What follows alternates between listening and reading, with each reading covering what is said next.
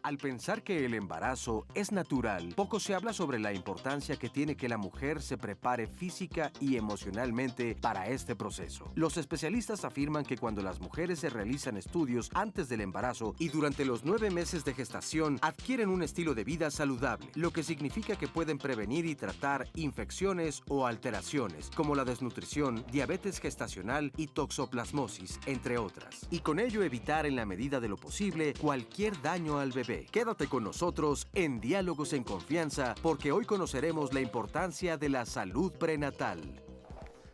¿Cómo están? Bienvenidos, buenos días. Estamos en Diálogos en Confianza. Tenemos un tema muy padre el día de hoy. Tener un bebé, a todo mundo nos da ganas, nos emociona y queremos saber qué va a pasar con ese bebé desde antes. Tenemos que pensar en qué es lo mejor para ese bebé desde antes de que nazca. Entonces vamos a hablar hoy de la salud prenatal. Estoy muy contento el día de hoy porque sé que nos ven por todos lados de la República y vengo llegando de la Costa Alegre en Jalisco. Mando saludos hasta allá, Pedro y Tita, que me consintieron muchísimo. Y me acompaña Oscar Virués. Oscar, ¿cómo estás? Muy bien, Pepe, me da mucho gusto saludarte, darte los buenos días, igualmente a todas las personas que nos pueden ver del otro lado de la pantalla, y con mucho gusto saludar desde luego a nuestras y nuestros especialistas que nos acompañan hoy, a todas las personas que están aquí en el estudio de Canal 11 y por supuesto a quienes siguen el programa a través de las redes sociales, tanto Twitter como Facebook. De hecho, la dirección para poder ver el programa en vivo a través de internet es www.canal11live.tv/internacional/. Otra forma de hacernos llegar sus comentarios, sus preguntas, es la vía telefónica, y ahí en el centro de contacto con la audiencia, nuestras compañeras y compañeros ya están listos para recibir las llamadas. El número es 51 66 40 00. Y saludamos con mucho gusto, desde luego, a todas las personas que pueden ver el programa a través de la señal internacional de Canal 11. Oye, y pues además qué maravilla que la Costa Alegre de Jalisco es precioso lugar, ¿no? Increíble. Nos consienten mucho, la verdad hay que ir. Oye, y hoy vamos a arrancar el programa desde aquí en público y vamos a platicar un poco de testimonio. Hola, Selene, ¿cómo estás? Hola, Pepe, buenos días. ¿Cómo Bien, te ha ido? gracias. Muy bien. ¿Contenta de estar aquí? Contenta y estrenando bebé de 3 meses. Qué bueno, porque justamente vamos a hablar de la salud prenatal. Quiero que nos digas un poco cómo te fue a ti a salud prenatal, qué ha pasado con tus bebés. Bueno, en mi primer embarazo yo tuve preeclampsia. Gracias a Dios se pudo un parto en agua, pero aún así tuvo cierto riesgo. Y ahora en este tercer bebé, viendo la imagen del inicio del programa, haciéndome un análisis de sangre, mis análisis de rutina, ahí el laboratorista me dice, no se los podemos realizar porque usted es diabética y tiene alta la glucosa. Entonces para mí fue un shock, yo no tenía idea. Y esa diabetes gestacional, en la semana 20, pues cambió el rumbo de toda mi vida. Yo estaba en un momento profesional de mucho éxito y de pronto fue pues detenerme, ver qué pasaba conmigo, y gracias a Dios salir adelante de ese diagnóstico. Tuve un embarazo muy saludable y en ayuda de Lupita Hernández, mi partera de Simigenia, el doctor Jiménez, juntos armar una estrategia de dieta, trabajo psicológico, y lo que más encontré fue que me faltaba la presencia de Dios en mi vida, un trabajo espiritual muy bonito. Qué bueno, porque creciste en varios aspectos. Entonces, dime una cosa, yo le digo a la gente que muchas veces los regalos de la vida vienen envueltos en un envoltorio que no está tan padre, que es probablemente lo que te pasó a ti ahora, pero ¿tú tenías antecedentes de diabetes en la familia? No, bueno, sí, en mi familia mis abuelos paternos, pero yo los anteriores embarazos había estado bien. La insulina no funciona bien en el embarazo, baja a veces hasta en un 40% en rendimiento, y por otro lado pues tenía mucho sobrepeso, el estrés, el exceso de control. Entonces fue pensar diario en ser dulzura, en amar la vida y en los hábitos, una dieta muy, muy controlada. Creo que ha sido mi embarazo más consciente. Bien, hablando de conciencia, tú entraste a tu embarazo feliz de estar embarazada, pero ¿qué tan consciente estabas al principio del embarazo de tu salud prenatal y de tu bebé? Pues no, en realidad esa parte que me había brincado es ese vacío por estar tan emocionado con las expectativas del embarazo, pero que se va creando día a día con los hábitos, y eso es lo que yo más les recomiendo a las mujeres, estar en un chequeo y en un chequeo muy humano con ellas, sentirse. Esa fue mi medicina. ¿Cuántos bebés tienes? Tengo 3 hijos, 2 niños y una niña. En mis 3 embarazos he tenido riesgos.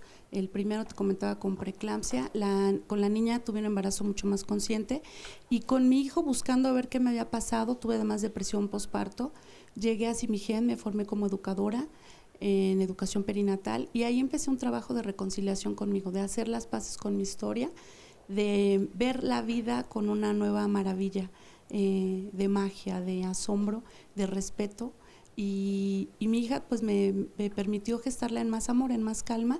Aún así, un mes antes de que naciera, presenté dilatación progresiva y ya tenía 5 centímetros de dilatación un mes antes.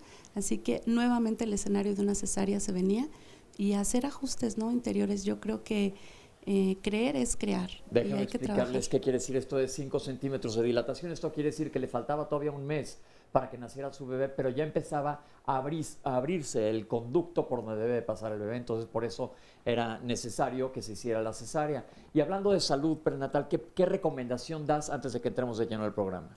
Pues yo creo que tener análisis a la mano, tener un buen profesional cerca, gente que nos escuche y gente con la que podamos generar un diálogo. El diálogo es la zona más saludable para crecer y preguntar, informarnos.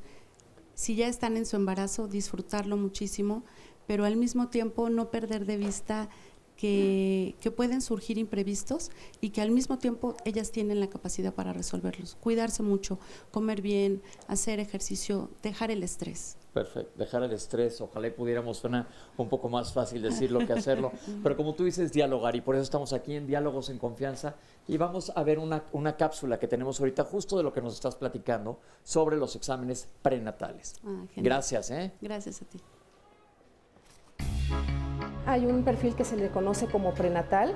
Este se realiza a personas que se encuentran embarazadas durante su etapa de gestación. Estos estudios se basan principalmente en una biometría hemática, un grupo de sangre, un VDRL, VIH, algunas pruebas que son como para investigar la glucosa, una curva de tolerancia. Otras pruebas que se le puedan realizar y que son especiales es el perfil de Torch, perfil tiroideo, algunas que se le conocen como el cuádruple marcador, principalmente. Es importante hacer el perfil tiroideo en el estudio prenatal, sobre todo porque se va a dar seguimiento a las enfermedades que ya están diagnosticadas y sobre todo una valoración con respecto al mejor tratamiento que éste pueda tener. El perfil tiroideo no hay ningún problema en qué tiempo se pueda realizar, siempre y cuando tenga antecedentes la paciente y sea un médico especialista quien le determine ese tipo de estudio. Y en la química sanguínea son muchas pruebas que van a dar una información al médico principalmente sobre cómo es el metabolismo del organismo. Principalmente te da funciones de los diferentes órganos como es el riñón, órgano cardíaco, el hígado principalmente. Existen varias pruebas de química sanguínea que van desde 6 parámetros hasta 30 parámetros, que es una prueba súper completa. La principal o la básica es la de 6 parámetros, que es la glucosa, urea, creatinina, ácido úrico, colesterol y triglicéridos. La química sanguínea comúnmente nos la piden una sola ocasión, ya dependiendo si tiene parámetros altos como es el colesterol y los triglicéridos, se le manda una dieta especial y se le puede repetir a los 3 meses. Con respecto a la glucosa es muy importante estarla valorando. ¿Por qué? Porque en la etapa de gestación o cuando están embarazadas influyen mucho las hormonas en el aumento de la glucosa y la intolerancia a esta. Existen otras pruebas que son adicionales a la glucosa, que es una curva de tolerancia y se le realiza principalmente a las pacientes embarazadas que se encuentran entre la semana de la 16 a la 20. La biometría hemática es un estudio de laboratorio que se puede realizar a cualquier persona, pero es de vital importancia realizársela en pacientes que se encuentran embarazadas. ¿Por qué? Porque este estudio va a valorar diferentes estructuras o diferentes células que se encuentran en la sangre.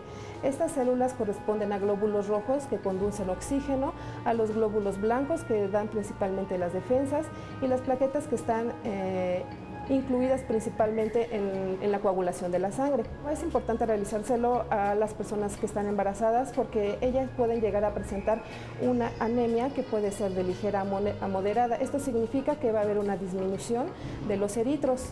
por lo que podría presentarse una anemia microcítica. Esto significa que los eritros son más pequeños de lo normal y esto se debe a un déficit de hierro principalmente.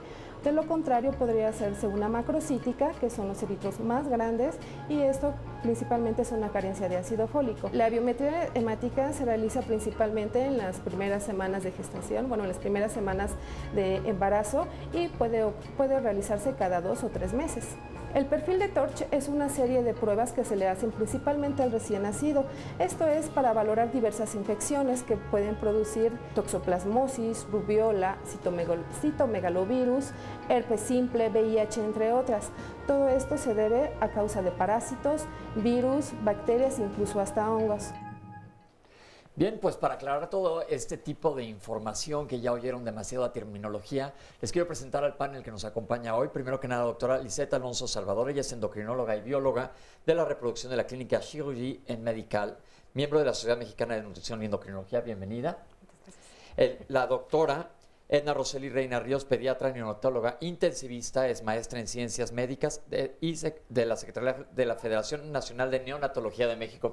Bienvenida. ¿Cómo estamos? Rodrigo Ayala Yáñez, doctor ginecobstetra, director del Centro de Investigación Materno-Infantil del Grupo de Estudios de Nacimiento CIMIGEN y director general del Grupo de Estudios de Nacimiento GEN y además miembro del staff del Hospital ABC. Bienvenido. Muchas gracias. Y finalmente, el doctor Jesús Cruz, que es ginecobstetra y colposcopista, que él viene de la Sociedad Médica del Hospital Español y también está en Comego. Bienvenido. ¿Cómo estamos, doctor? Buenos días a todos. Bien, pues hablamos la plática. ¿Qué le decimos a la gente en cuanto a salud prenatal? Empezamos arrancando con exámenes de laboratorio. ¿Son iguales para todo el mundo? ¿Todas las mujeres que están embarazadas o desde antes, cuando están planeando un bebé, deben de hacerse estudios? ¿Y cuáles estudios? Bueno, déjeme comentarle algo. En todo este comentario previo que se hizo, creo que fue una química, nunca mencionó 2 estudios que son importantes, que es el exudado vaginal y es la prueba de Papa Nicolau.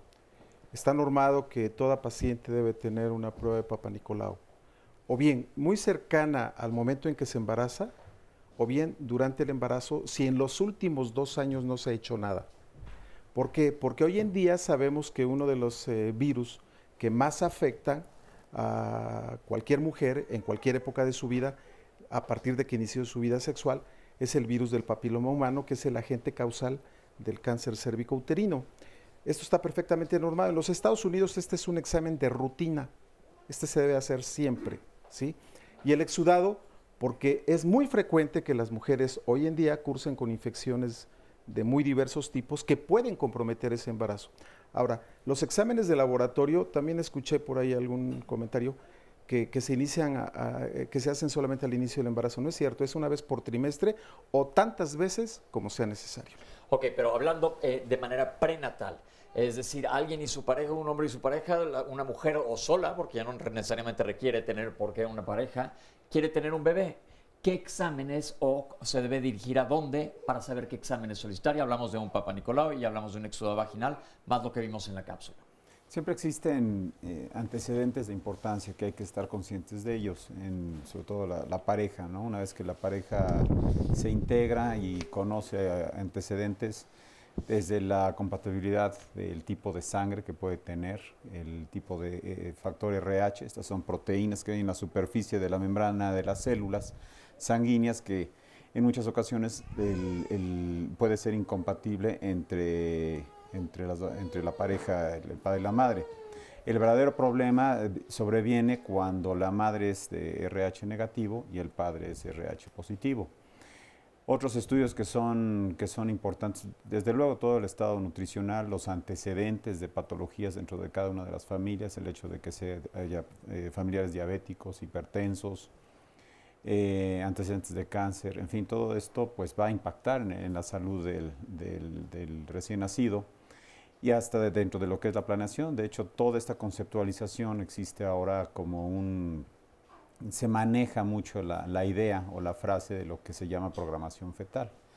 La programación fetal en sí viene desde la etapa prenatal, durante la gestación y posteriormente pues es donde se busca que el producto sea óptimo. Yo tengo una pregunta. En nuestra sociedad, ¿cuántas mujeres se preparan para tener un hijo? Es decir, ¿cuánta conciencia prenatal hay? ¿Hay, no hay? Los veo Lamentablemente, sonrientes, yo digo, sobre la opinión de mis colegas, pero lo que uno ve, de lo que prevalece en nuestro país, sí, no, yo siento que nos falta mucho, nos falta una conciencia sobre todo lo que existe, sobre la medicina que existe, pero mucha gente se queda con la idea de que, bueno, al final me lo pueden resolver en un área médica. La verdad de las cosas es que la medicina eficiente, la que verdaderamente va a dar un impacto, es la prevención. Entonces, por ello consideramos, así como aquí en Simigén, donde estamos trabajando con una población, pues económicamente limitada en muchos aspectos, lo más importante, lo que consideramos que lo que más se pueden llevar es la educación. Ok, pues como aquí siempre decimos, prevenir es vivir, es lo más importante. Entonces, tomar pasos antes de llegar a una situación que puede ser seria. Lo ideal es que cuando alguien se embarace, todo marche en orden. Oscar, había un comentario por ahí de internet. Sí, así es. Es que en un principio la señal estaba algo endeble, se caía de momento a otro, pero ya está totalmente restablecida, así que pueden ver el programa a través de internet y desde luego compartirnos sus preguntas y comentarios a través de las redes sociales. Y recuerden que el que no lo puede ver ahorita lo puede ver más tarde en internet, pero tenemos que hacer un corte. Estamos hablando de salud prenatal aquí en Diálogos en Confianza. Comiéncenos a escribir, nos interesa saber todas sus dudas y aquí con los panelistas vamos a tratar de aclararles todo lo que se pueda para que tengan un bebé lo más sano posible y todo el mundo estemos contentos. Vámonos un corte, ahorita regresamos con ustedes. No se vayan, esto es Diálogos en Confianza.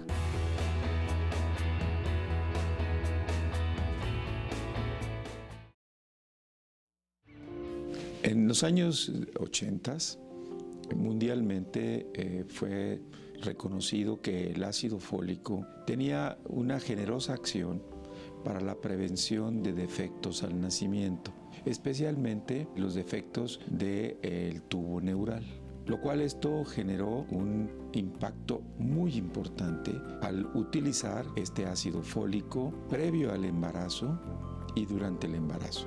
Normalmente el ácido fólico, al ser integrante de este gran complejo de vitamina B, se encuentra en todos los alimentos o en la mayoría de ellos, especialmente en los vegetales verdes y jugo de naranja, por ejemplo.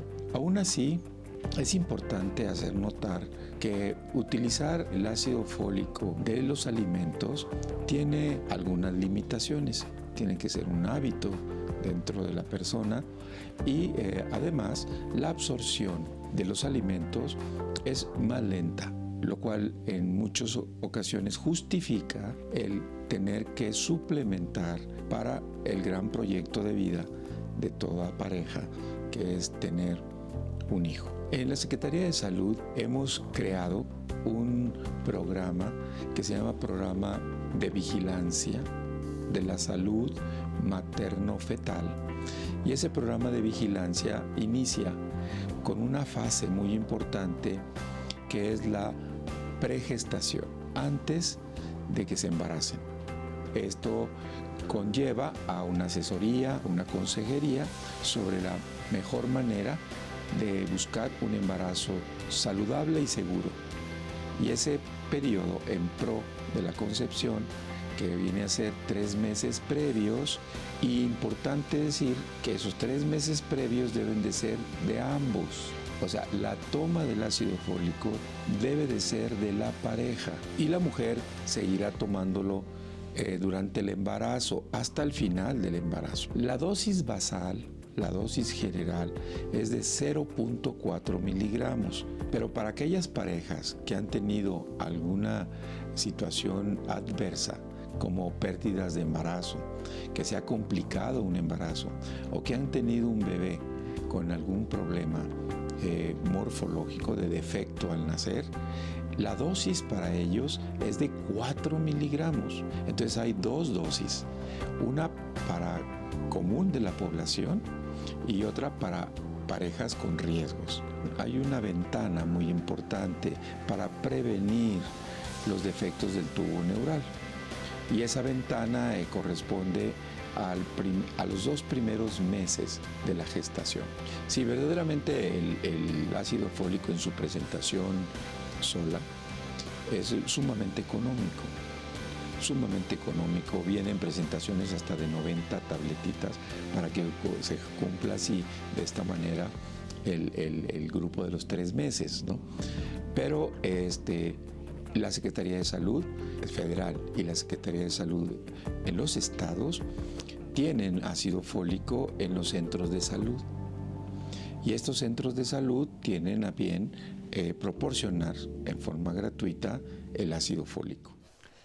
Bien, ahorita hablábamos durante el corte que muchas veces en nuestro país no son planeados los embarazos y lo que sería ideal sería que se planeara desde antes para poder llegar pues a una salud prenatal lo mejor posible. Yo les pregunto, ahorita hablando del ácido fólico, ¿qué es? Que nos expliquen para nuestro público qué es el ácido fólico, si lo tiene que tomar todo el mundo, porque otra cosa que siempre comentamos aquí es el peligro de la automedicación, las dosis, etcétera. ¿A quién se le recomienda? Y lo que ustedes nos digan.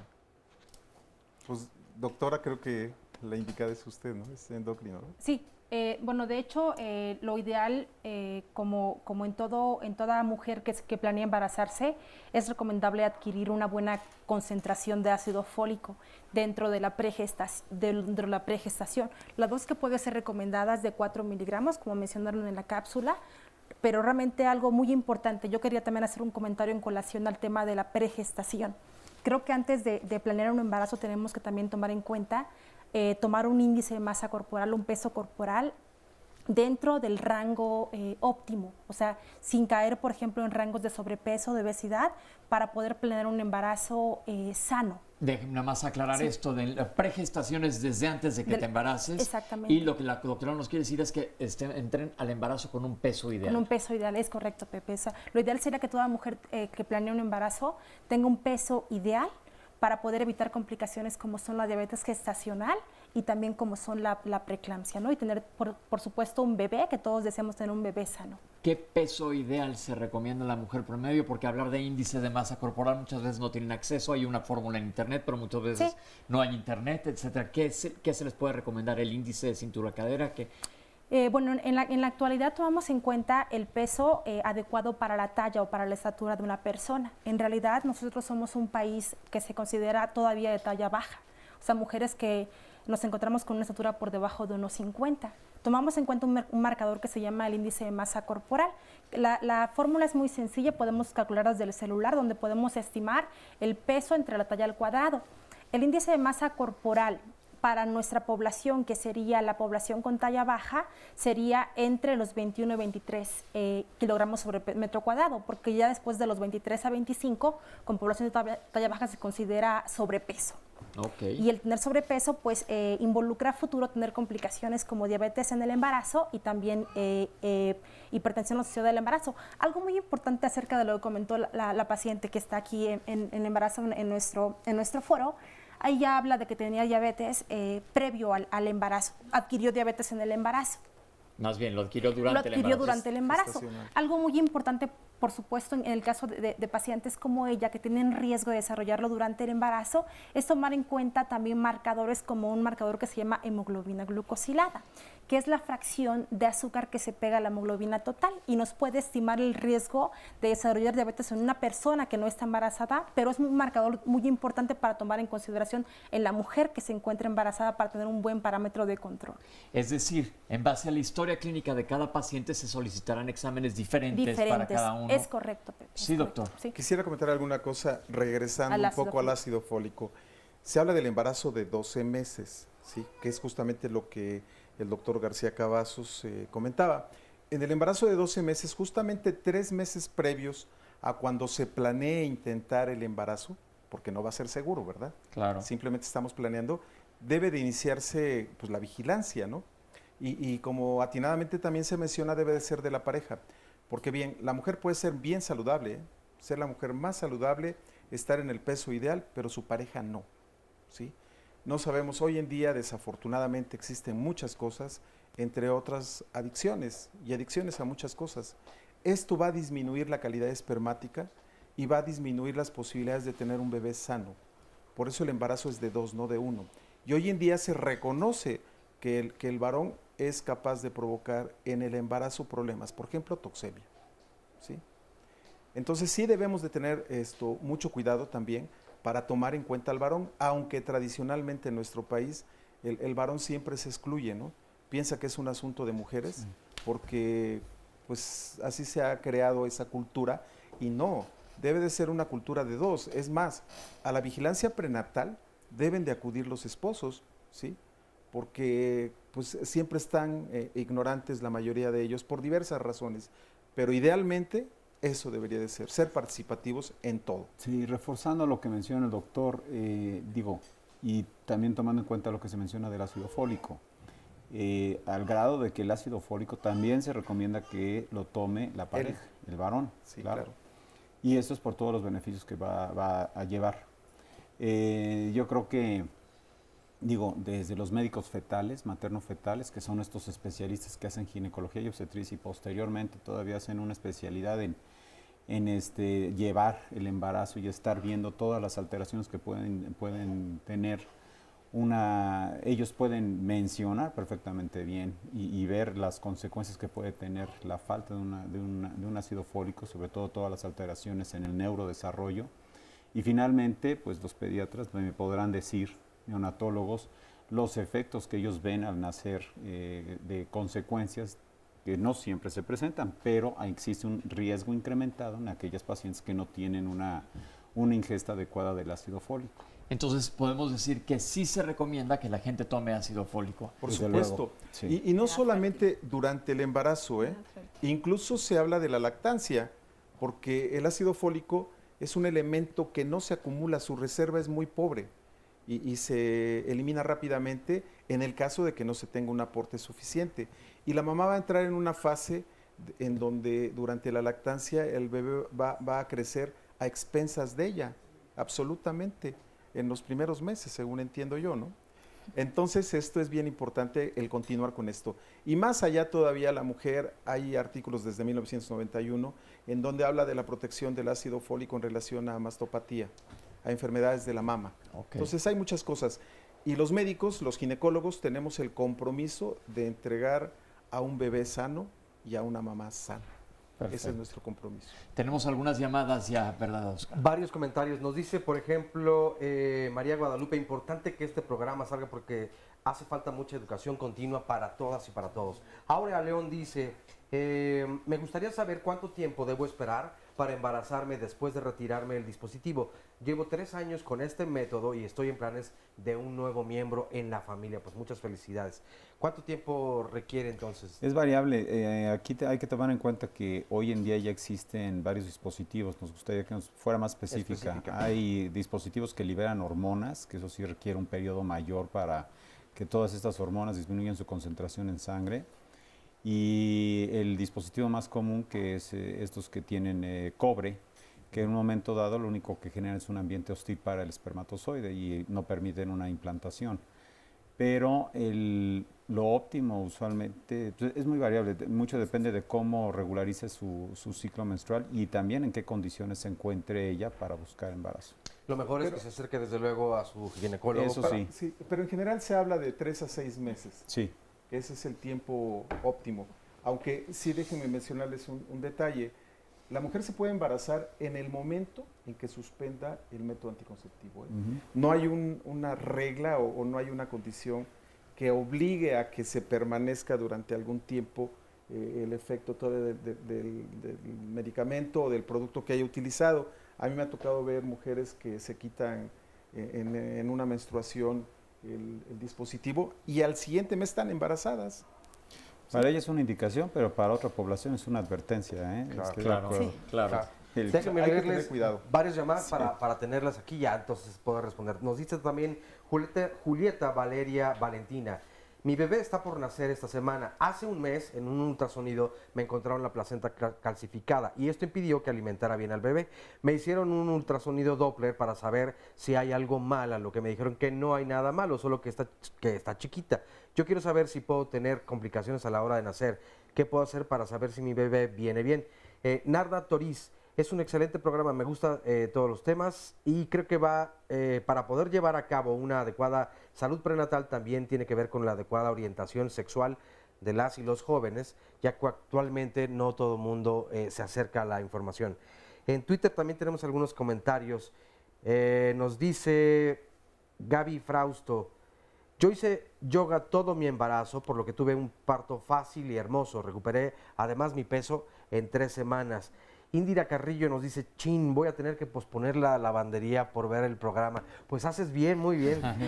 Saludamos a Liliana Moncada con mucho cariño hasta el estado de Jalisco, ella es de Guadalajara. Nos dice M. Patti, tuve un embarazo molar, nunca me definieron si fue parcial o completo. ¿Puedo tener problemas por eso en un nuevo embarazo? ¿Y qué es un embarazo molar? Porque particularmente pues yo no lo conozco. ¿Nos explican, doctores? Pues el embarazo molar sí, ciertamente es una complicación. En sí hay 2, como bien lo menciona, es completo e incompleto. Aquí, ¿qué sucede? Que no se desarrolla, puede haber un embarazo molar en donde no se desarrolla un embrión, un feto, y hay otro en donde puede haber partes fetales, pero tampoco se llega a desarrollar. La mola en sí, hay un tejido que se llama sincisotrofoblasto, citotrofoblasto, y empieza a generar una serie de alteraciones.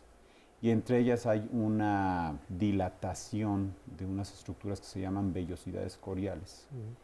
Y esto va a generar, pues simplemente no se desarrolla un embarazo, se da desde muy principio de la gestación, genera problemas de hipertensión, sangrado, y además el tejido molar, que en sí prevalece lo que es el sincisotrofoblasto, que es este tejido que invade a lo que es el útero para la implantación, puede hasta derivar en un posible cáncer. Es decir, un embarazo molar, lo que sucede es que hay una fecundación, pero no se desarrolla el feto adecuadamente, si no se desarrolla algo, por así decirlo, que tiene células, y estas células van a dar un embarazo aparente, que no es un embarazo real, que pueden tener complicaciones. A ver, si quisiera abundar un poquito más sobre el punto. Esta es una degeneración del embarazo que se da por alteraciones de tipo genético, ¿sí? Esto se produce en una especie de racimos de uva, ¿sí? Que estos tienen una capacidad de provocar, como atinadamente menciona mi compañero, cáncer eventualmente. Y si hay 2, una completa y otra incompleta. La completa es cuando completamente se formaron solamente racimos de uva, que no progresó a ninguna otra cosa y que hay que evacuarlo. Pero quiero hacer la observación de que cuando se evacúa ese útero, deberá de ser bajo aspiración, ¿sí? Hoy en día existen métodos que se pueden utilizar. Uno de ellos es el AMEU, ¿sí? Y esto que quiere decir aspiración endouterina, manual endouterina. Y la otra cuestión es en el embarazo que, bueno, puede existir un feto. Pero ya lo explicaremos un poquito más adelante. Ok, no se vayan, vamos a tener que hacer un corte, pero vamos a regresar a hablar de genética, de alimentación, de suplementos, de ejercicio. Estamos en Diálogos en Confianza y ahorita regresamos con ustedes. No se vayan.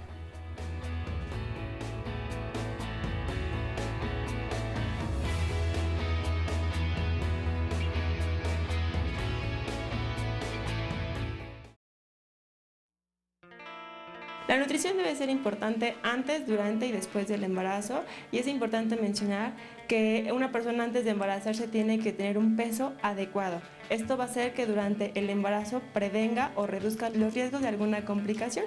Antes de embarazarse es importante llevar una dieta adecuada que incluya los 3 grupos de alimentos de acuerdo al plato del bien comer, el grupo de los cereales y tubérculos. Es importante que sean integrales, las frutas siempre con cáscara y las verduras siempre inclinarse por las verduras en crudo, ¿no? Los alimentos de origen animal tienen que ser siempre cortes que no contengan grasa, de preferencia carnes blancas, y al menos 1 o 2 veces por semana el consumo de carnes rojas. Antes de embarazarse no hay ningún alimento en específico que se deba de evitar. Nada más es el control de las grasas saturadas, el control de harinas refinadas y cuidar obviamente el tamaño de la porción que se va a consumir.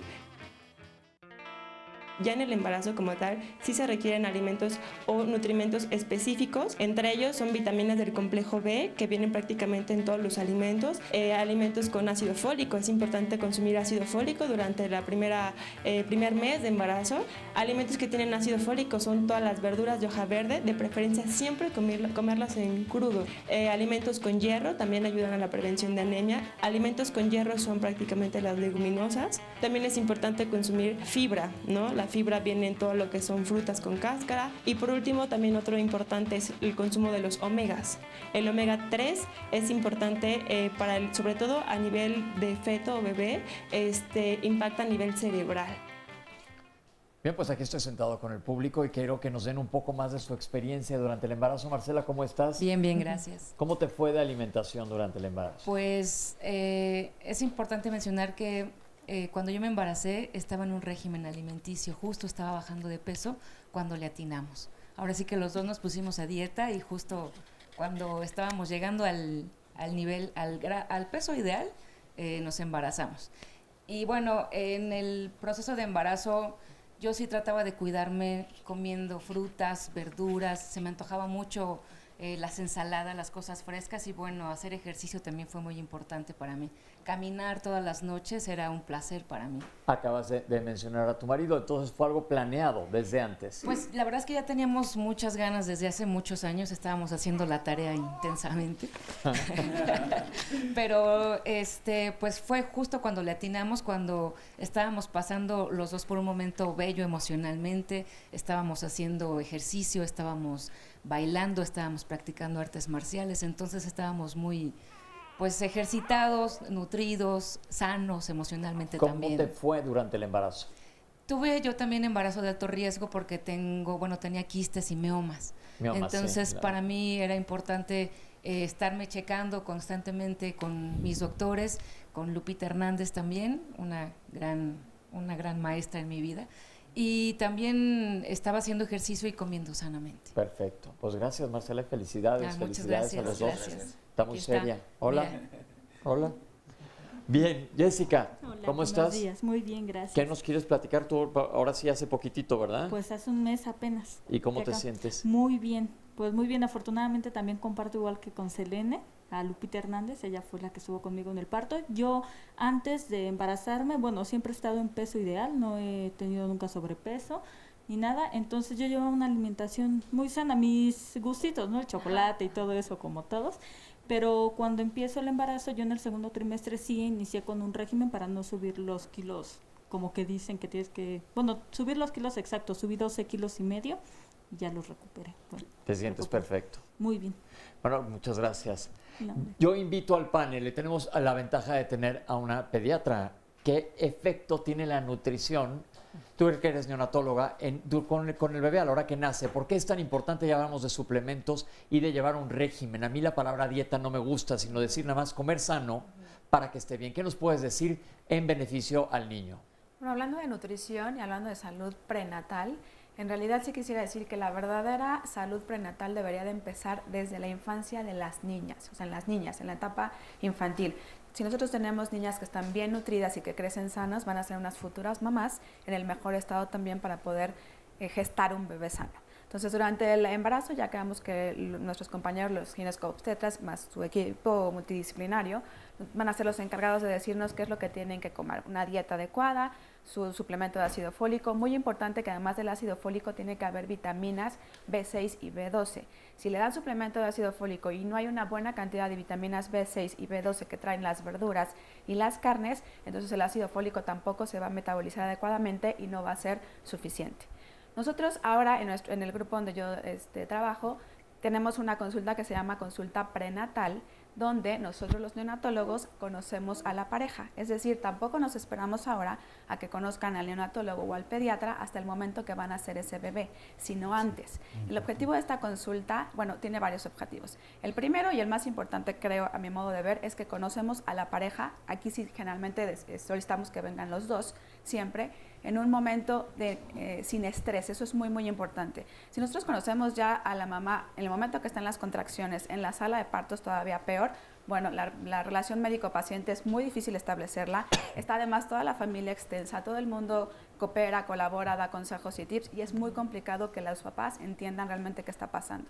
En la consulta prenatal nos conocemos de una forma tranquila, establecemos esa relación médico-paciente y un punto muy importante de esta consulta es la nutrición. Entonces ahí nosotros evaluamos con los exámenes de laboratorio que ya les realizaron sus ginecobstetras cómo está el nivel de anemia, cómo está el nivel de proteínas y si no hay ninguna alteración metabólica que interfiera con esta nutrición. En realidad nuestros consejos como pediatras o neonatólogos prenatales son que haya ácido fólico, que haya una buena cantidad de vitamina B6 y B12. Se les recomienda que consuman carne de pescado, que puede ser de salmón o de atún, o sardina, que contiene una gran cantidad de omega 6 y omega 3. Nosotros les indicamos también que haya lactobacilos por lo menos 2 veces a la semana, como el Yakult. Eso ha demostrado que disminuye el 25% el desarrollo de alergias en el primer trimestre del nacimiento de los bebés. Y, por supuesto, nosotros les recomendamos ya ahora que haya una disminución de la ingesta de lácteos. También la ingesta de lácteos en el último trimestre del embarazo y en el primer trimestre cuando ya nace el bebé nos ayuda, si hay disminución de esta ingesta, que no desarrollen alergia a las proteínas de la leche de vaca y reflujo gastroesofágico, que ahora está como muy en boga el diagnóstico. Entonces, para nosotros, en realidad, la nutrición es súper importante, prenatal y al momento del nacimiento en los siguientes 6 meses hasta donde indicamos lactancia materna exclusiva. Y había un comentario hace rato que leía, Pepe, donde una mujer nos compartía que ella tenía calcificación en la placenta y que entonces aquí, a diferencia del sobrepeso, es una falta de peso, porque la alimentación no es la misma, desde luego. Y entonces el bebé nace con peso bajo. A eso le llamamos, cuando ya los materno-fetales, que son los médicos encargados de evaluar el crecimiento de este feto, del bebé en el último trimestre del embarazo, ellos nos pueden determinar qué grado de desnutrición hay intrauterina.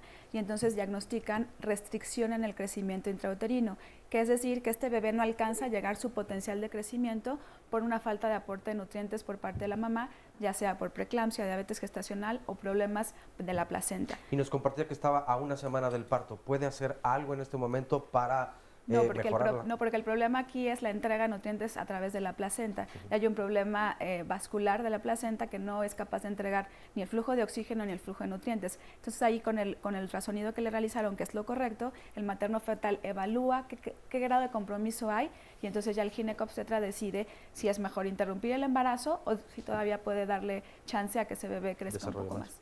Y yo tengo una pregunta, aprovechando que estamos hablando del peso de los niños al nacer. Yo me acuerdo, y más cuando yo era chico, hace no tanto, se decía que qué bueno que esté grandote el bebé. ¿Qué pasa con eso? Porque creo que es muy importante. Sí, ese es un punto súper importante. Por supuesto, no está bien que nazcan pequeños para la edad, pero tampoco con peso extra para la edad. Y esto generalmente es por las mamás que tienen un incremento en el peso corporal, como hablaban, obesidad. Las pacientes que desarrollan diabetes gestacional también son las que nos van a dar productos con peso alto. Y aquí viene un problema grande. Cuando la concentración de glucosa que maneja la mamá es alta, entonces nos va a dar problemas también en el metabolismo de la insulina, que es la hormona que se encarga de nivelar la concentración de la glucosa. Esta hormona se llama anabólica, es decir, hace que los bebés empiecen a incrementar de peso y nos dan bebés con peso mayor para la edad gestacional. Estos bebés tienen diferentes problemas, como problemas para el manejo de la concentración de glucosa, es decir, cuando nacen, ellos como están acostumbrados a tener niveles altos de azúcar, una vez que nacen y que la insulina que ellos tienen no es suficiente para poder manejar estos niveles de azúcar, entonces el azúcar cae. Y en las primeras horas podemos tener problemas de hipoglucemia, es decir, concentraciones bajas de azúcar en sangre. Y eso les da alteraciones a nivel del sistema nervioso central y a nivel de todo el metabolismo, porque no tienen la suficiente energía para poder respirar bien, comer bien, moverse, etc. ¿Estos niños podrían ser diabéticos a futuro? Claro, tienen mayor predisposición de generar diabetes antes de los 30 años. No solo diabetes, sino también enfermedad cardiovascular. Ahora, ¿qué recomendación le podemos dar al público que nos está viendo? Ya sabemos que tienen que ir con un especialista, pero en cuanto a alimentación general, porque podrán estarse preguntando, ¿no podemos adquirir todos estos suplementos o micronutrientes de la dieta? Sí, claro, o sea, una dieta balanceada es adecuada. En teoría, si nosotros consumimos una buena cantidad de frutas, verduras, de carnes con omega 3 y omega 6, no tendríamos que necesitar un suplemento extra ni de vitaminas ni ácido fólico. Como comentaban en su cápsula, solamente 0.04 miligramos de ácido fólico. Sin embargo, es muy difícil alcanzar una dieta óptima, entonces por eso se recomienda que mejor tengan el suplemento. Bien, entonces es recomendable que haya una supervisión dietética también. Por supuesto, 100%. Es importante también tomar en cuenta que prácticamente en toda la consulta de ginecobstetricia, cuando se inicia el embarazo, es indicado que los ginecobstetras empezamos con algún complemento. Lamentablemente la dieta en nuestro país pues siempre tiene alguna deficiencia, ya sea de alguno de los grupos de nutrientes o deficiencia en proteínas, y esto está dado por diversas situaciones económicas, sociales, en fin. Entonces se busca aportar estos déficits o tratar de subsanar estos déficits con los diferentes suplementos que existen, una infinidad muy grande en el mercado. Sí. Bien. Pepe, a mí me gustaría agregar un punto muy importante que mencionó la doctora. Realmente es acerca del peso que tiene un bebé al nacer. Por ejemplo, siempre preguntan, ¿el bebé que nació con mucho peso al nacer tiene riesgo de diabetes? En comparación con el bebé que nació con bajo peso, yo podría decir que el riesgo es exactamente en los dos. El riesgo de un bebé con un solo progenitor, que sea el papá legítimo, por supuesto, biológico, tiene un 25% de riesgo de adquirir diabetes si no tiene un buen hábito de alimentación saludable en su vida. Pero si el papá y la mamá padecen diabetes mellitus tipo 2, el riesgo se duplica al 50%. El riesgo, por ejemplo, de un bebé que nació con alto peso al nacer, lo tiene, pero también tiene riesgo, sobre todo, de investigar a la mamá, porque esa mamá dio a luz y no se le siguió estudiando después para ver si era diabética o no. El bebé con riesgo, que nació con bajo peso al nacer, o sea, como mencionó la doctora, con restricción del crecimiento intrauterino, va a ser aquel bebé que tiene mucho mayor riesgo en comparación con el bebé que nació macrosómico, porque las mamás lo empiezan a sobrealimentar mucho. Y es cuando ya empezamos a tener bebés con obesidad durante la infancia. Recordamos que ahorita somos el primer país con obesidad en niños, ¿no? Que eso es, qué bueno que tocas el punto porque es muy importante. Yo creo que si bien estamos hablando de un tema específico de salud prenatal, a fin de cuentas son los padres los que van a tener este hijo y tristemente nuestras cifras de diabetes van aumentando cada vez más en el país, sobre todo la tipo 2, que es la diabetes del adulto, que es la que más se asocia a genética y a obesidad. Y estamos hablando de otro punto que es prevenible.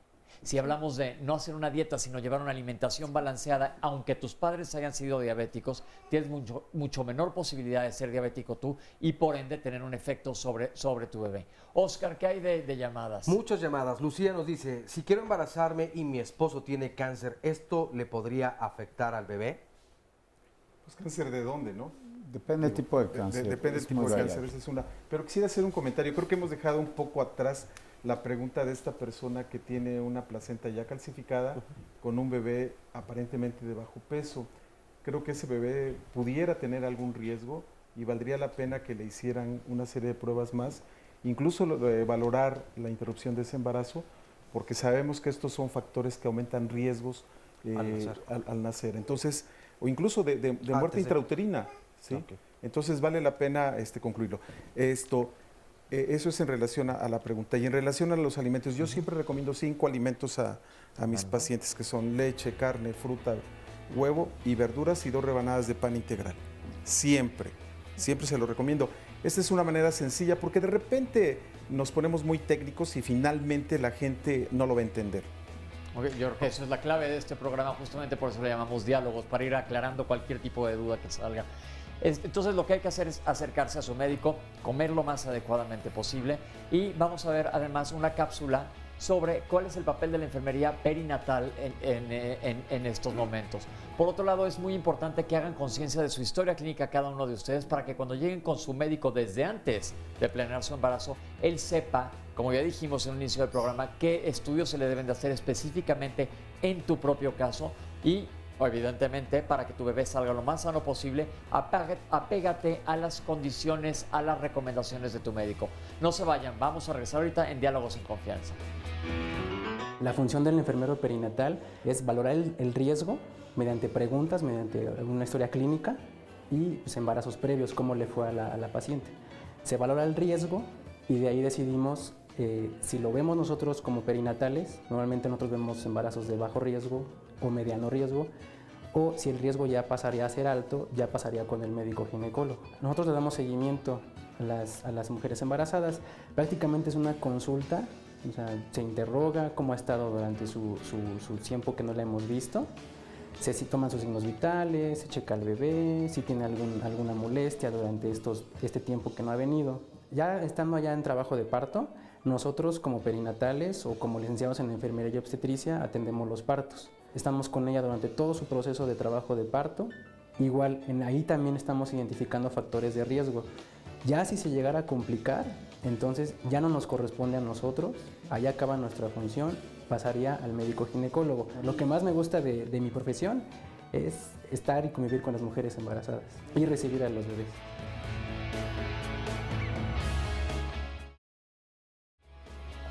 Estamos de vuelta en Diálogos en Confianza y hoy estamos hablando acerca de la salud prenatal. Y mañana continuaremos hablando pues acerca de la salud en las niñas, en los niños, pero ya en una etapa después. Porque la importancia de la crianza y el apego para niñas y niños desde luego pues tendrá una relevancia en su futuro. ¿Qué pasa cuando una niña o un niño no logra precisamente este apego con la figura paterna o materna? Desde luego puede haber consecuencias en la vida adulta, pero ¿cuáles son? ¿De qué se tratan? ¿Cómo se pueden prevenir? Y si la mamá tal vez no logra entonces esta identificación con el hijo, con la hija, ¿puede hacerlo el papá? Bueno, ¿cómo lograr precisamente esto? De eso hablaremos mañana aquí en Diálogos en Confianza a las 9:30 en punto de la mañana. Y si quieres apartar un lugar, entonces puedes llamarnos al 53 41 44 35 y con mucho gusto te reservamos ese lugar. Vamos a ver a continuación, un breve resumen de esta primera hora de programa. Que toda paciente debe tener una prueba de Papa Nicolau, o bien muy cercana al momento en que se embaraza, o bien durante el embarazo, si en los últimos 2 años no se ha hecho nada. Uno de los virus que más afectan a cualquier mujer en cualquier época de su vida, a partir de que inició su vida sexual, es el virus del papiloma humano, que es el agente causal del cáncer cérvico-uterino. Otros estudios que son importantes, desde luego todo el estado nutricional, los antecedentes de patologías dentro de cada una de las familias, el hecho de que haya familiares diabéticos, hipertensos. Toda esta conceptualización existe ahora como se maneja mucho la idea o la frase de lo que se llama programación fetal. La programación fetal en sí viene desde la etapa prenatal, durante la gestación y posteriormente pues es donde se busca que el producto sea óptimo. La medicina eficiente, la que verdaderamente va a dar un impacto, es la prevención. En toda mujer que planea embarazarse es recomendable adquirir una buena concentración de ácido fólico dentro de la pregestación. Creo que antes de planear un embarazo tenemos que también tomar en cuenta tomar un índice de masa corporal, un peso corporal dentro del rango óptimo. Y el tener sobrepeso pues involucra a futuro tener complicaciones como diabetes en el embarazo y también hipertensión asociada al embarazo. La mujer se puede embarazar en el momento en que suspenda el método anticonceptivo. Bueno, vamos a dar lectura a más llamadas que nos han llegado. Nos dice la señora Gabriela Rosales. Ella se enteró hasta el 8º mes del embarazo, que estaba embarazada precisamente. ¿De qué forma entonces puede tener salud prenatal? Pues difícilmente. Pero claro, nos asombra un poco que hasta el 8º mes. Sin embargo, hay muchas mujeres que se enteran hasta el 3º o 4º mes de su embarazo que están precisamente en el estado, ¿verdad? Alejandra nos dice, quisiera que me recomendaran un lugar para poder embarazarme nuevamente. Tengo 49 años, no soy diabética, no soy hipertensa y no tengo sobrepeso. He tenido 3 embarazos y 2 hijos. Un anónimo dice, mi esposa tiene 7 meses de embarazo, pero cuando queremos tener relaciones a ella le duele mucho. En la vagina o en la vulva tiene muy irritado y unos granitos. ¿Qué debemos hacer? Pues son, los dos casos. El primero, pues, 8 meses. 8 meses. Dios, sí me cuesta trabajo comprenderlo, ¿no? Creerlo. Sin embargo, es una paciente que a pesar de los 8 meses se tiene que acercar a un especialista, ver cuáles son los factores de riesgo y en qué podemos incidir dentro de su embarazo. Definitivamente la resolución es algo que nosotros le podemos ayudar con ello. Y la otra el dolor durante de las relaciones sexuales. El dolor, sí.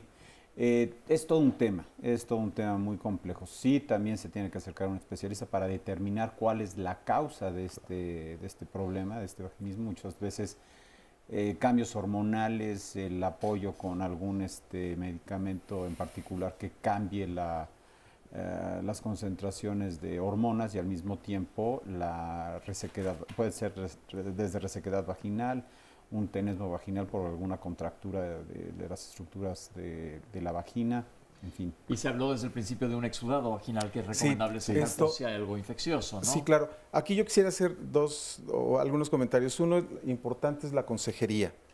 El médico debe de dar consejería, está obligado a hacerlo. Si revisamos cualquier norma, ahí viene inscrito. Otro, en relación a la señora de 49 años, creo que ya es un poco tarde para intentar buscar otro embarazo, dado que ella ya tiene 2 hijos. Si fuera una mujer que nunca ha tenido o bien tuvo pérdidas de esos hijos en alguna época del crecimiento de sus bebés o de sus niños, bueno, podría ser justificable, pero si ya tiene 2, digo, no hay que buscarle tampoco demasiado ruido a las ella cosas. Tiene un riesgo importante, que es a lo que hace alusión el doctor, de cromosomopatías. Después de los 40 años, el incremento de cromosomopatías es exponencial. ¿Y cromosomopatías es daño a nivel de los daño cromosomas a nivel de los genéticos? cromosomas, Es decir, que vayan a los algo más genético. comunes siendo síndrome de Down, Patot y Edwards. Claro, y el por riesgo último, cada vez es mayor. Sin embargo, bueno, al querer embarazarse o ella tomar la decisión junto con su pareja, puede acercarse con su médico para que haga pues todos los exámenes y... el consejo, justamente. Desde luego. ¿Sí? Y en relación a la señora que no quiere tener relaciones sexuales, hasta cierto punto es común.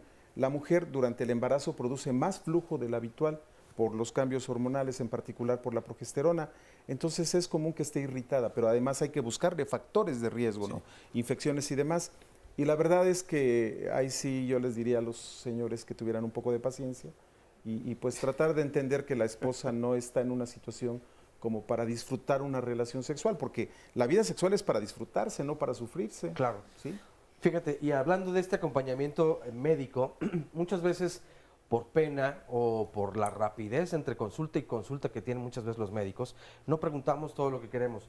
Nos dice Araceli Barrios, tuve 2 embarazos anembriónicos, ¿puedo embarazarme nuevamente? Y sin embargo nos pregunta, ¿y qué es el embarazo anembriónico?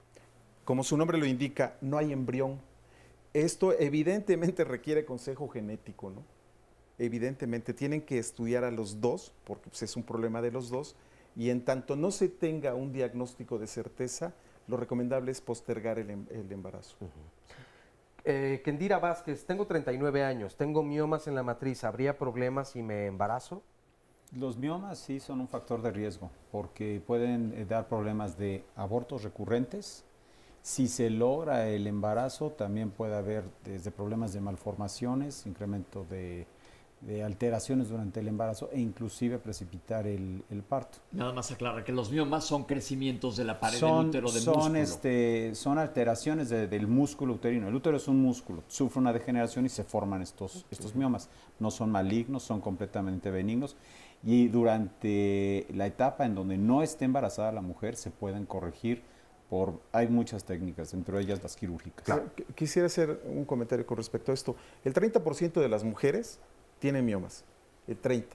Que no se los hayan diagnosticado es otro asunto. Sí. Y depende del sitio donde estén los miomas para ver si tienen o no problemas en relación al embarazo y el tamaño. Ahora, miomas que aparentemente no existían y que durante el embarazo se desarrollan, esto es por estimulación hormonal. Y sí, obviamente aumenta el riesgo, ¿no? De la resolución del embarazo y obviamente también del embarazo en el caso que sean muy grandes, ¿no? Claro. Por eso es importante la consejería. Muy bien. Ana María del Valle, tuve a mi bebé a los 44 años. Anteriormente tuve 2 abortos y en el hospital de perinatología me atendieron muy bien. Y el que el embarazo se viva de manera sana sí depende mucho de cómo nos cuidamos. Eso influye demasiado, depende mucho de la información y cuidados que nos den en el hospital y la clínica, pero también hay que saber dónde nos la dan. Y el hospital de perinatología es uno de los mejores. Nos dice José García, mi esposa tiene 8 semanas de embarazo. Antes de saber que estaba embarazada, sus dientes los sentía flojos, así que se tomó 2 cápsulas de calcio. La segunda dosis se la tomó después de 2 días. Tiempo después sintió mejoría de los dientes, pero su cuerpo lo sentía raro y decidió hacerse la prueba de embarazo. ¿Cómo repercute el calcio que tomó durante el embarazo? Bueno, la concentración de calcio realmente no es tóxico para el organismo. Realmente hay que tomar en consideración que el requerimiento de calcio de una mujer embarazada es mucho mayor que el de una persona que no se encuentra embarazada. Realmente el requerimiento de calcio tiene que ser mayor a 1 gramo al día. Y realmente hay que tomar también en consideración algo muy importante acerca de la concentración de vitamina D, que también es muy importante durante el embarazo y también para evitar problemas como descalcificación durante el mismo, ¿no? Y también proporcionar un bebé sano. Entonces lo más probable es que no le haya pasado absolutamente nada con eso. No, al contrario, toda mujer tiene que aumentar su requerimiento de calcio. consumiendo adecuadamente lácteos y también concentración de alimentos que lo proporcionen. Hay que tomar en cuenta que el calcio también es algo que no nada más durante el embarazo, sino posteriormente la lactancia va a requerir reservas mayores de calcio. Sí, eso es muy importante para nosotros, para tener un bebé sano, pero además que esté bien nutrido durante los siguientes 6 meses de la lactancia. Es muy importante que además de aumentar la concentración de calcio o de vitamina D, tienen que tener una adecuada exposición al sol. Nosotros ahorita tenemos un problema no solo nacional, sino mundial, de deficiencia de vitamina D, que a últimas fechas, nada más rápido se los digo, se ha relacionado con problemas también metabólicos, como diabetes incluso, y como nosotros ahora tenemos miedo al cáncer de piel, aumentamos nosotros la utilización de bloqueadores solares y casi no nos exponemos al sol. Si no hay una adecuada exposición al sol, que por lo menos se dice que son 3 minutos, que la piel tiene que tornarse algo rojiza, la vitamina D no puede metabolizarse y no se puede absorber adecuadamente. Igual para los niños. Y aquí sí, como dice Tomás, que con cuidado, recuerden, ya hemos hablado del sol aquí en otras ocasiones, evitar las horas donde el sol esté lo más fuerte, salirse a dar una vuelta, con eso tienes más que suficiente. Antes de las 10 o después de las 4 de la tarde. Exactamente. Y hemos estado hablando un poco, hemos tocado el punto sobre la genética, y siempre hablar de genética, inclusive para nosotros los médicos, no ustedes, pero los demás siempre cuesta un poco de confusión porque implica muchísimas cosas, pero tenemos una cápsula en donde se nos habla sobre la epigenética y qué impacto puede tener más adelante en cómo se va transformando la medicina. Vamos a verla. Uno lleva una carga genética desde el momento en que fue concebido, pero eso no quiere decir que todos los genes estén igualmente operativos a lo largo de toda nuestra vida. Hay factores que pueden reducir la actividad de un gen, deprimirla, o vía contraria, hay factores que pueden aumentar la actividad de ciertos genes.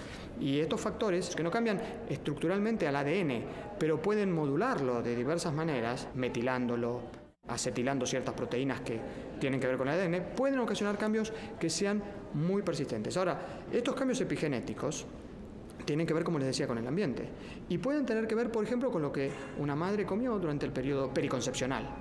En el periodo en el que está concibiendo al bebé, las madres pueden comer cosas que pueden incluso marcar epigenéticamente. Todavía estamos en pañales acerca de conocer realmente cuál es el impacto de esto en la evolución de las personas, pero creemos más y más que hay muchos factores ambientales o factores que tienen que ver con la conducta de los padres en el periodo periconcepcional que pueden marcar nuestra evolución, tanto como los genéticos. Los chicos de alto peso para la edad gestacional, así se lo llama, que nacen con altos pesos, etcétera, tienen una mayor tendencia a desarrollar diabetes y síndrome metabólico cuando son adultos. También hay algunos datos que sugieren que los de muy bajo peso también evolucionan hacia la misma situación. Y ahí otra vez hay muchas hipótesis acerca del papel de la epigenética en estos niños y parecería que eso es parte del fenómeno, es decir, cambios epigenéticos que favorecen que estos dos grupos de edad evolucionen hacia más diabetes cuando llegan a edades más avanzadas de la vida. En realidad la diabetes gestacional es una categoría en la cual la mujer en realidad no deja de ser diabética gestacional. Muchas de ellas, la mayoría, pueden normalizar sus niveles glucémicos después del parto, pero eso no implica que sea normal. Esa mujer tiene una enfermedad metabólica, este embarazo ha puesto en evidencia de que ella tiene algo y bueno, luego cuando el bebé nace, sí la cuidamos y nace sin complicaciones, porque si la diabetes gestacional no se cuida, puede traer complicaciones para el bebé y para la madre, pero si se cuida, la mujer pues da a luz un niño razonablemente normal y todos estamos muy contentos, pero muchas de ellas se abandonan. Porque bueno, su glucemia volvió a la normalidad y ya parece que está todo subsanado. Pero muchas de ellas vuelven a los 20 años diabéticas. ¿Por qué? Porque tenían un disturbio metabólico. La gestación fue ponerlo de manifiesto. Mejoró al tener el parto, pero está marcada. Entonces, mensaje, si alguien es diagnosticado como diabética gestacional, tiene que seguirse su cuidado médico, tiene que cambiar sus hábitos de vida, esto es, alimentarse mejor, hacer más actividad física y por supuesto tener una consulta médica apropiada. Bien, pues hablar de genética siempre es un poco, como digo, complicado y la genética es el disco duro que traemos. Pensemos que somos nosotros una computadora, un ordenador y traemos ya nuestra información adentro. A veces se va a expresar si le picamos el enter, a veces podemos suprimirlo si le picamos el de arriba, que es tacharlo. ¿Qué es esto de epigenética y qué implicaciones puede tener sobre el futuro de la medicina? Ya nos dijo el doctor en la cápsula que alguien que desarrolla diabetes gestacional es un foco rojo, que aunque se le quite la diabetes, eventualmente esta paciente, esta mujer, puede tener problemas más adelante. Pero me gustaría su opinión sobre esto. Es una pregunta frecuente de los pacientes porque hablan mucho. Hubo un auge tremendo en los 90s con todo el proyecto del genoma humano, donde el genoma en sí, como bien dices, es como el disco duro, donde vienen todos estos genes y vienen archivados toda una serie de expresiones proteicas de cómo se va a desarrollar un ser humano. Y todo el mundo creía que ya una vez teniendo el genoma, pues esto iba a ser la solución para una gran serie de problemas. Sin embargo, toda esta parte de investigación, traspolarla ya a la parte clínica, en donde nosotros nos desarrollamos, no es tan sencillo.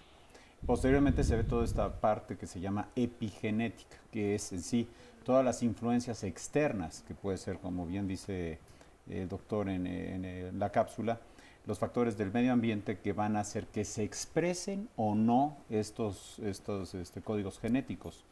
Y pues eso es toda una ciencia nueva, ¿no? Es quizá un proyecto tan grande o mayor que el reto que era decodificar todo el genoma humano. Entonces, muchas veces nos hacen esa pregunta y nosotros se nos hace muy difícil poderles externar qué impacto puede tener todo esto dentro de la medicina clínica, que es la que ve nuestro paciente. Yo creo que el objetivo principal de la epigenética va a ser la prevención, ¿no?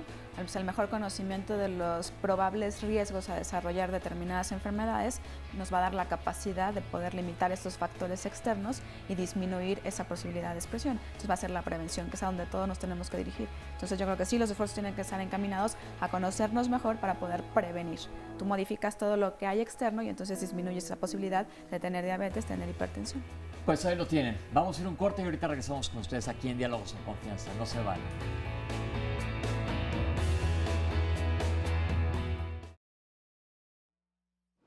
Este que está aquí es su carita, la nariz y la boca. ¿Cómo se mueve? El estudio ultrasonográfico representa una herramienta diagnóstica para nosotros como médicos, ginecólogos y perinatólogos, para adentrarnos al medio ambiente intrauterino y evaluar al bebé de manera detallada. Y que eso pues, evidentemente nos sirve demasiado para establecer diagnósticos, identificar problemas y evidentemente poder atender de manera adecuada el caso que se nos presente y darle en este caso un seguimiento también de la manera más óptima. En este sentido, vamos, el ultrasonido se divide o lo manejamos como de primer nivel, segundo nivel, tercer nivel, tercera y cuarta dimensión. Entonces, tratando de establecer una diferencia, una distinción entre uno y otro, es bueno dejar en claro que el ultrasonido de primer nivel es aquel que es el más básico, el cual nos dice que hay un bebé con 2 brazos, 2 piernas, una cabeza, vamos, únicamente se limita a hacer ese tipo de información. Ya cuando requerimos un análisis más detallado, pues tenemos que pasar a lo que es el ultrasonido de segundo y tercer nivel. Y en este caso son ultrasonidos en los cuales el punto de partida básico es que es un equipo de alta definición o de alta resolución. Y aparte de ello debe de ser manejado en el ámbito donde nos desenvolvemos nosotros por un médico perinatólogo o médico materno-fetal, preferentemente, que son aquellos que están completamente capacitados para llevar a cabo ese tipo de evaluaciones de manera muy, muy detallada.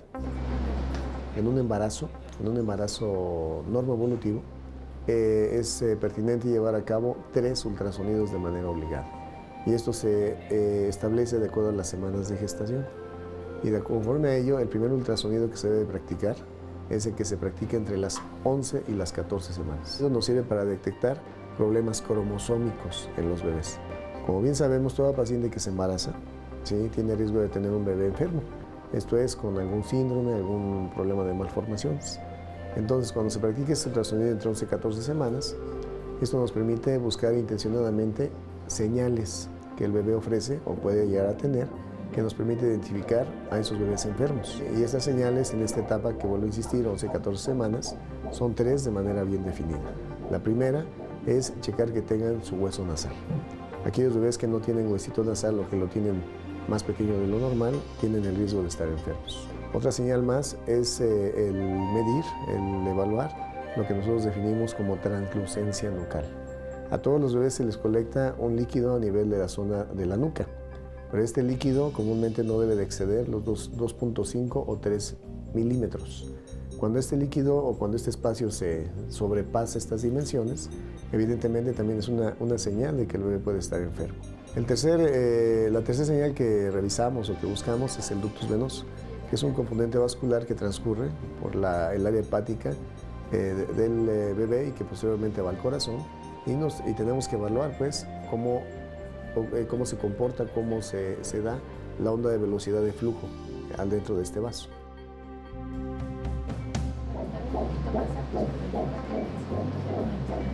El segundo ultrasonido, que también debe de practicarse, es aquel que denominamos como ultrasonido estructural. El ultrasonido estructural, como su nombre lo dice, se trata de evaluar al bebé, tanto desde el punto de vista externo como interno, y detalladamente para ver que tenga todo lo que debe de tener y que no le sobre ni le falte nada. Este ultrasonido se debe aplicar entre las 18 y las 24 semanas. Y ahí debemos de checar, insisto, de manera muy detallada al bebé, estructuralmente hablando, para detectar malformaciones a cualquier nivel. Finalmente, el último ultrasonido necesario que debe practicarse se indica por ahí de las 32, 34 semanas. Y este ultrasonido lo denominamos como ultrasonido del tercer trimestre. Y también es un ultrasonido muy útil, muy importante, porque nos permite establecer una edad gestacional y compararla con los dos ultrasonidos anteriores, para que de esta forma hagamos una curva de crecimiento y checar de esta manera si el crecimiento del bebé ha sido armónico o tiene algún defecto, alguna detención en el mismo. Bueno, pues ahí lo tienen. El ultrasonido es un arma, un método diagnóstico sensacional que cada vez ha evolucionado, y ahorita nos van a platicar los especialistas, permitiéndonos ver muchos defectos genéticos o alteraciones que pueda traer el feto durante el embarazo, inclusive permitir tomar acciones terapéuticas. En la cápsula anterior hablamos un poco de genética y con el doctor está trabajando ya con la Universidad de Harvard. Vamos hacia allá en la medicina, es el futuro, ya se han hecho muchos avances y esperamos que en un futuro se puedan modificar las enfermedades desde antes de que aparezcan. Y ahora yo les pido un poco de información sobre el ultrasonido y su acción a nivel ginecobstétrico, porque sabemos que existen diferentes dimensiones de ultrasonido, primero, segundo, tercera y hasta cuarta dimensión. Pues, adelante. El ultrasonido ciertamente, como la verdad es que la cápsula está muy completa. Y como menciona, es quizá un avance importantísimo en la ginecología y obstetricia. Es la primera vez que tenemos ya esta introspección a lo que se puede meter a ver el embarazo, ver directamente al feto, y que podemos ver desde los problemas cromosómicos que le pueden afectar, como bien decía en el estudio del primer trimestre. Posteriormente el estudio estructural, que es muy completo, nos saca de dudas de todas las alteraciones que potencialmente se pueden desarrollar, y finalmente ir haciendo una evaluación de cómo va creciendo y desarrollándose el feto.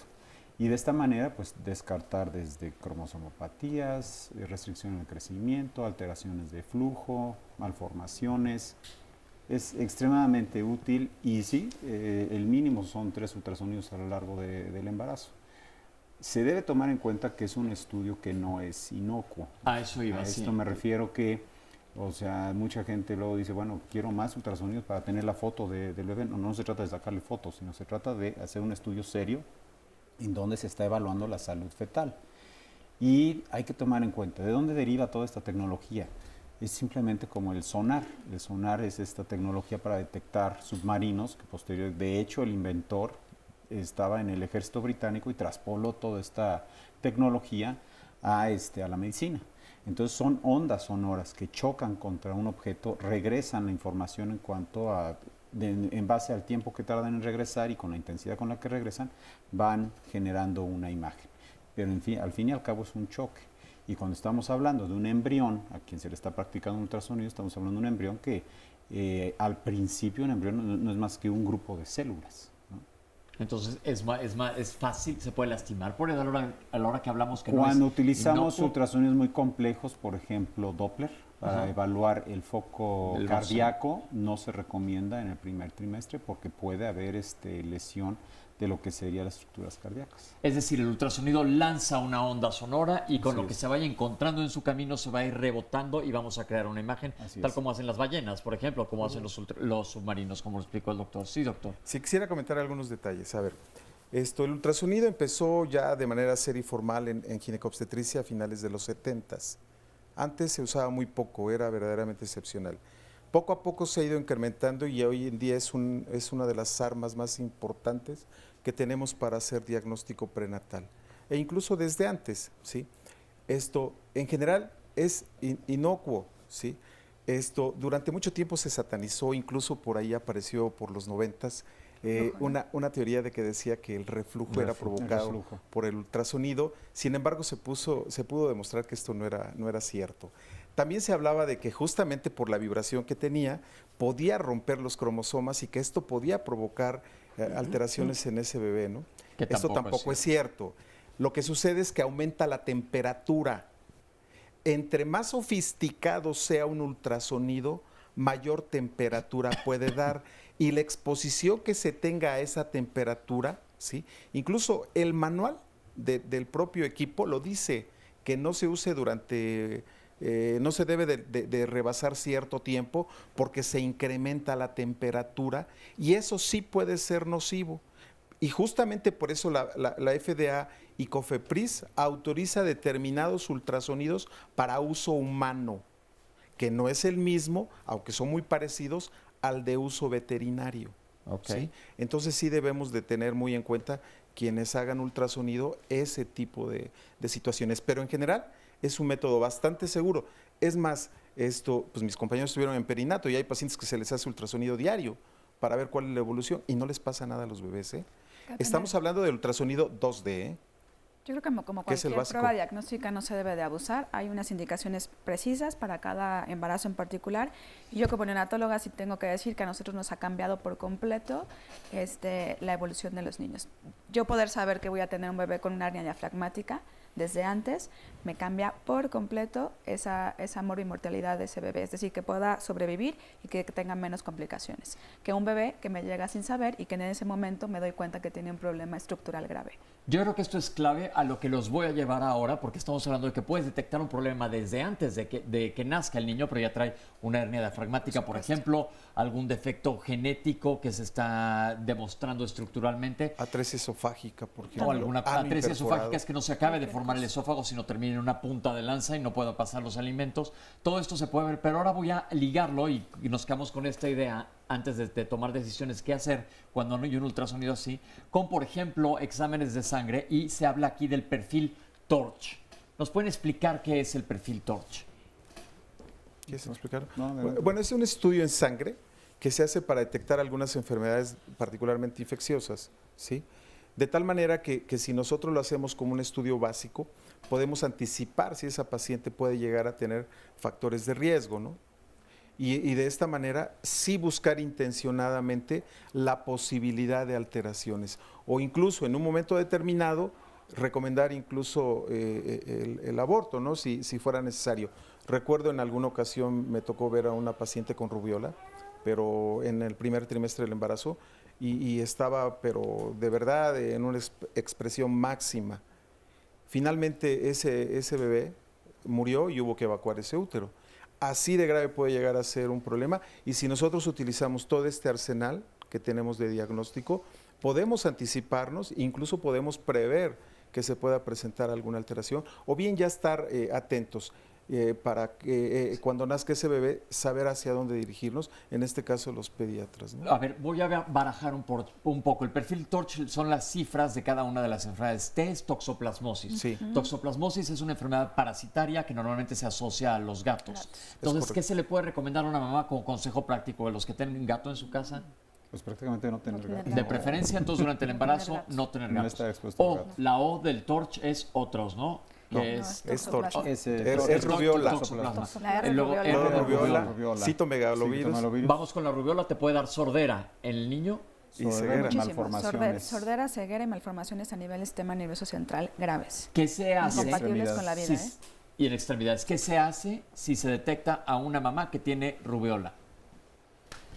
Pues usualmente es nada más una vigilancia y seguimiento, porque la verdad de las cosas es que ya una vez que tiene el problema, pues básicamente el TORCH lo que nos da es títulos de anticuerpos. ¿Sí?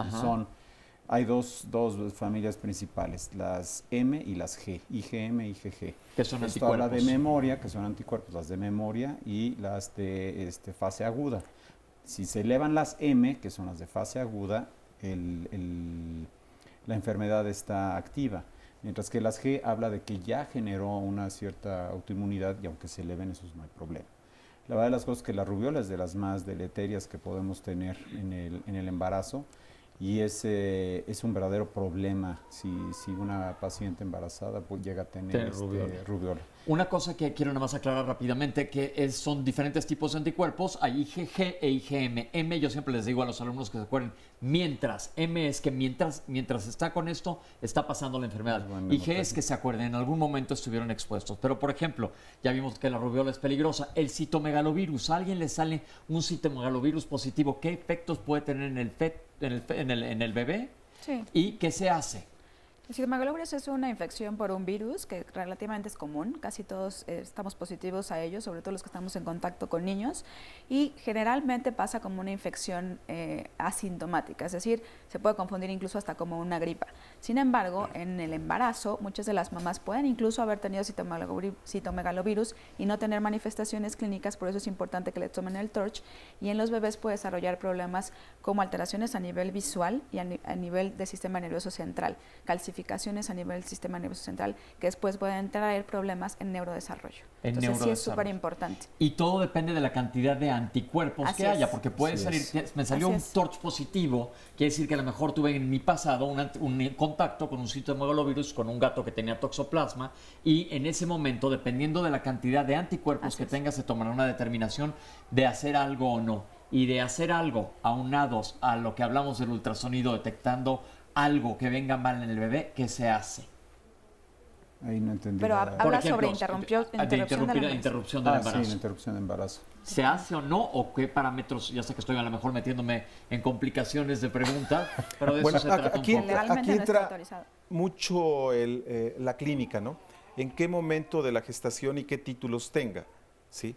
Si, como yo comentaba hace un rato, una paciente que tiene rubiola y clínicamente tiene la rubiola y está en una fase intensa y en el primer trimestre, pues lo más seguro es que ese bebé se vaya a morir. Si no se muere, mejor evacúalo. Porque las posibilidades de que tenga alteraciones ese bebé son altísimas, ¿sí? No tanto con el citomegalovirus, porque antes se le llamaba la enfermedad del beso, ¿no? Y pasaba así, como dice la doctora, como una gripe simple y vulgar, y no te dabas cuenta.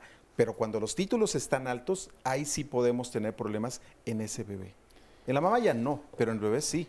Si las malformaciones son mayores, es decir, hay una alteración a nivel del sistema nervioso central que es mayor, que es incompatible ya con la vida, es decir, el cerebro se degenera por completo, ceguera o pérdida de la audición no la podemos ver realmente hasta que nace el bebé y además no es suficiente como para interrumpir un embarazo. O sea, la interrupción del embarazo es algo muy delicado, tienen que tener un consejo genético extra y además una base ética también y depende mucho de la voluntad de los papás, eso nunca hay que olvidarlo. Y yo creo que solamente, bueno, ellos saben más que yo sobre esa toma de decisión, pero son malformaciones mayores. Y en TORCH es sistema nervioso central, ojos y oídos. Ok, en citomegalovirus. En citomegalovirus. Bueno, yo creo que esto es importante, sé que me metí un poco en terreno escabroso, pero es importante, ¿no, padre? Que se lo platiquemos a nuestro auditorio para saber qué hacer y nos tenemos que ir nuevamente a un corte. Estamos hablando de cuidados prenatales y vamos a regresar a hablar un poco de la alimentación. Y bueno, yo agradezco y nos interesa mucho que nos escriban porque seguramente esto generó muchas preguntas. Oscar, te van a estar llegando ahorita. Yo creo que regresaremos a platicar un poco de lo que nos quieren decir ustedes allá afuera por las redes sociales. No se vayan, estamos en Diálogos en Confianza y regresamos en un par de minutos con ustedes. Yo sí me quiero ir. En la lactancia es importante evitar alimentos como cafés, grasas, irritantes, lácteos. No hay un alimento en específico que te dé más leche. Realmente aquí es una buena alimentación y lo que sí nos va a ayudar es el consumo adecuado de agua, de preferencia líquidos naturales, evitar lo que son jugos por el aporte de azúcar. No se restringen alimentos, ahí sí tenemos que consumir con base al plato del bien comer. Nada más que lo que sí hay que bajarle es igual a lo que son las grasas, harinas refinadas y azúcares. Es importante también una nutrición adecuada para evitar llegar a la descompensación, algún tipo de desnutrición o anemias. Bueno, la próxima semana aquí en Diálogos en Confianza hablaremos acerca de la salud en el hígado. ¿Por qué se puede enfermar el hígado en hombres y mujeres? Desde luego pueden ser por diversos factores. Pueden ser por virus, sustancias químicas, medicamentos, evidentemente el abuso del alcohol, obesidad, y se puede presentar independientemente de la edad que tengas, el sexo que tengas, en cualquier persona. Pero cómo cuidarlo, cómo prevenir desde luego que no se enferme el hígado, que además es un órgano muy noble, pues la próxima semana te diremos entonces cómo y desde qué edad comenzar a hacerlo y cómo cuidarlo. Bueno, el teléfono para apartar tu lugar y vernos aquí el próximo lunes es el 5341-4435. Así que marca desde este momento y nos vemos la próxima semana. Resumen. Así que la verdadera salud prenatal debería de empezar desde la infancia de las niñas. Nuestros consejos como pediatras o neonatólogos prenatales son que haya ácido fólico, que haya una buena cantidad de vitamina B6 y B12. La nutrición es súper importante prenatal y al momento del nacimiento en los siguientes 6 meses hasta donde indicamos lactancia materna exclusiva. El médico debe dar consejería, está obligado a hacerlo, ¿eh? Si revisamos cualquier norma, ahí viene inscrito. Después de los 40 años, el incremento de cromosomopatías es exponencial. Cromosomopatías es daño a nivel de los daño cromosomas a nivel de los genéticos, cromosomas, es decir, que van a entrar los algo más genético. comunes siendo síndrome de Down, Patot y Edwards. Los miomas sí son un factor de riesgo porque pueden dar problemas de abortos recurrentes. Son alteraciones del músculo uterino. El útero es un músculo, sufre una degeneración y se forman estos miomas. No son malignos, son completamente benignos. El 30% de las mujeres tienen miomas, el 30%. Que no se los hayan diagnosticado es otro asunto. Sí. Y depende del sitio donde estén los miomas para ver si tienen o no problemas en relación al embarazo y el tamaño. El requerimiento de calcio de una mujer embarazada es mucho mayor que el de una persona que no se encuentra embarazada. Tiene que ser mayor a 1 gramo al día. Además de aumentar la concentración de calcio o de vitamina D, tienen que tener una adecuada exposición al sol. Por lo menos se dice que son 3 minutos y que la piel tiene que tornarse algo rojiza. La vitamina D no puede metabolizarse y no se puede absorber adecuadamente. Lo más importante de un acondicionamiento físico durante el embarazo es entender que el cuerpo de la mujer embarazada sufre muchísimos cambios y que esos cambios tienen que ver mucho con el sistema musculoesquelético. Se acortan los músculos, se desplaza el centro de gravedad. Entonces, a diferencia de lo que la gente cree y todos los mitos que oímos, la mujer debe de hacer ejercicio. No hay yoga prenatal, hubo aeróbics prenatal, pero en realidad la importancia de una rutina es que sea una rutina completa, que contemple parte de ejercicio de estiramiento, movimiento articular, que tenga sobre todo conciencia corporal. La rutina que tenemos nosotros es una rutina hecha para que cualquier persona embarazada no tenga ningún problema. Si alguna mujer embarazada ha cursado por alguna amenaza de aborto o ha cursado por alguna complicación, se modifica el ejercicio. O sea, todo lo puede hacer una mujer embarazada, pero con un personal que sepa trabajar con una mujer embarazada y reconozca sus limitaciones y sus necesidades. En principio, la clase, además de ser para mujeres embarazadas, tiene como objetivo integrar y que el padre, el esposo, el compañero, empatice con la señora. Nosotros los vemos aquí una vez a la semana. A veces vienen 2 o 3 veces a la semana, depende si están empezando el curso con un embarazo avanzado. Pero la idea de una rutina de estas es que ellas se lo aprendan y que hagan en casa por lo menos el ejercicio, cualquiera que tú hagas, si no lo haces 3 veces a la semana, no te sirve. Básicamente lo que les recomendamos es que caminen. La clase siempre va a tener una parte importante de ejercicio físico, relajación. El ejercicio físico con distintas técnicas manejamos aquí para poder sacar el mayor provecho y la relajación que es básica, ¿no? Conciencia corporal, atención de su respiración, manejo de su propio cuerpo, ¿no? Y la parte teórica, que siempre tomamos un tema. Hablamos de nutrición, hablamos de sexualidad, hablamos de trabajo de parto, indicaciones de cesárea, posparto, lactancia, cuidados del bebito. O sea, es muy completo para antes, durante y después del parto. Bueno, desde luego todos los beneficios que se pueden lograr pues son muchos. Además que la parte emocional se encontrará mucho más nutrida por la compañía de la pareja. por estar con las emociones, digamos, a flor de piel, pero en equilibrio. Hay muchas llamadas y comentarios. Nos dice, por ejemplo, bueno, voy a saludar a muchas personas porque de verdad han sido muchos comentarios. Rosy García, María Luisa Ramírez Rubio, Ana Cano, Isabela Lixi Uram, Ventas Mari, Iris Angélica Saldívar, Gráfico Diseño, Cecilia Carrillo, Erika Solano, Vaner Ruiz, Princesita Sandy, Bea Bnov, Rachel Mars, Elizabeth Rivera, Nancy Prado, Alice Mac, Alejandra González Baranda, Ana Iramí Domínguez, Adriana Méndez, en fin, a tantas personas. Y nos dicen, por ejemplo, en los comentarios, Carla de Arriaga, se habló de toxoplasmosis. Quisiera saber, por favor, si es verdad que tener mascotas en el embarazo es malo para el bebé. Se referían a los gatos, pero si a cualquier otra mascota, puede también a través del pelo tener algún problema u ocasionar. Los más comunes son los perritos y esos, si ya el perro estaba desde antes de que se estableciera el embarazo, no hay ningún problema. Si es un perro que va al veterinario, que está vacunado, incluso aunque suelte pelo, no hay problema ni en el embarazo ni cuando nace el bebé. Muy bien. Gusana dice, en mi segundo embarazo tuve una trombosis y resultó en hiperhomocistenemia. No hay antecedentes familiares. No siempre se puede prevenir, nos dice ella, porque esto aparentemente se puede sin poder prevenir.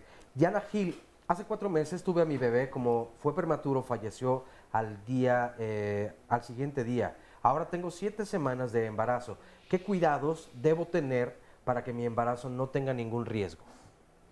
Es muy importante ver los antecedentes y las condiciones en las que se dio la situación previa y en base a ello extremar las precauciones en el desarrollo actual. Desde luego estar con su especialista, tener una buena comunicación con él, estar atenta a todos los síntomas y las evaluaciones ultrasonográficas, particularmente lo que se hace ahora de estudios de dinámica de flujo, son de mucha utilidad en estos casos. Muy bien.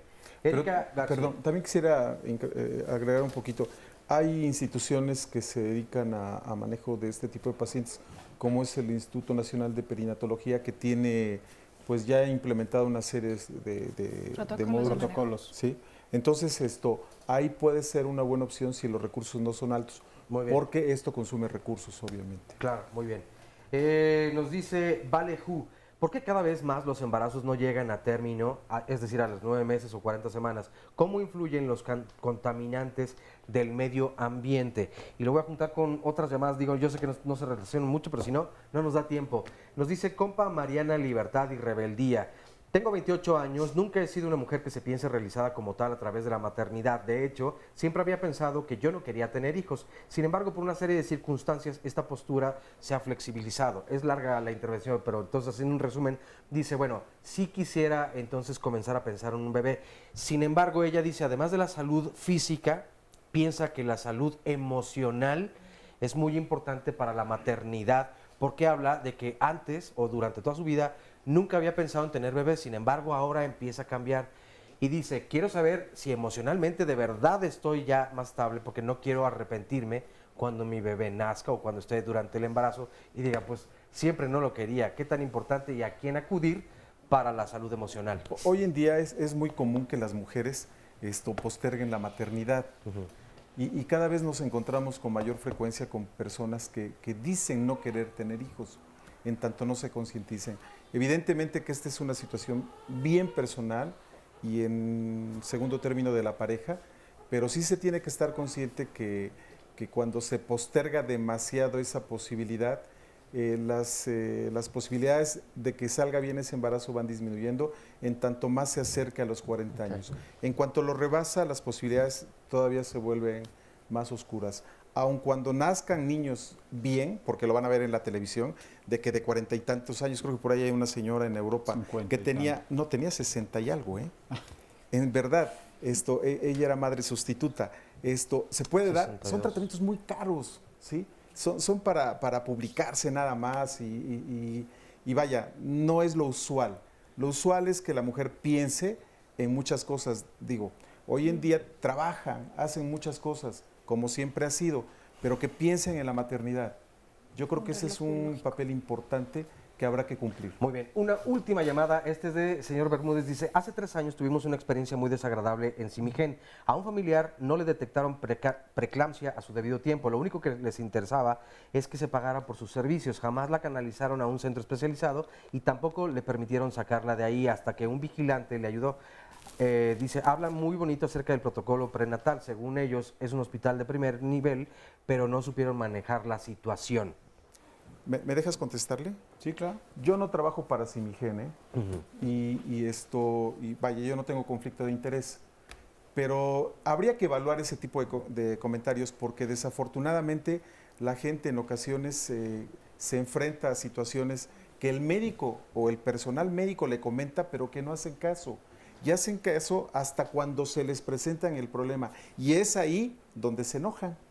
Entonces, habría que evaluar ese tipo de comentarios, porque todo mundo, todos los que nos dedicamos a la medicina, hemos tenido algún comentario de esa naturaleza y habría que tomarlo con reservas. Desde luego.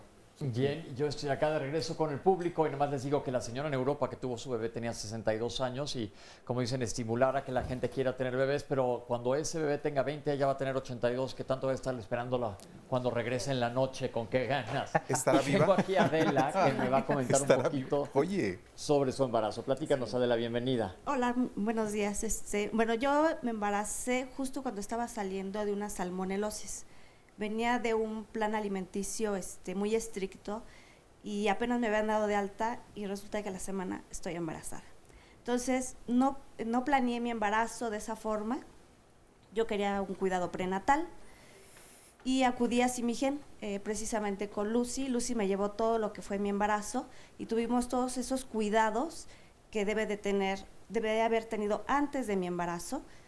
Y ahora tengo 2 hijos que nacieron en Simigen, que son niños muy sanos, y a pesar de las no complicaciones, pero sí subí mucho de peso.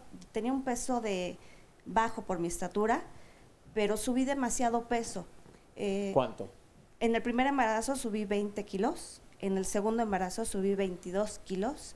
Mis hijos fueron muy grandes, fueron por cesárea, pero la educación que yo tuve en el hospital me ayudó mucho a llevar una alimentación muy sana. A pesar de los estudios y todo lo que hice, no tuve mayor complicaciones, nada más que terminaron los 2 en cesárea.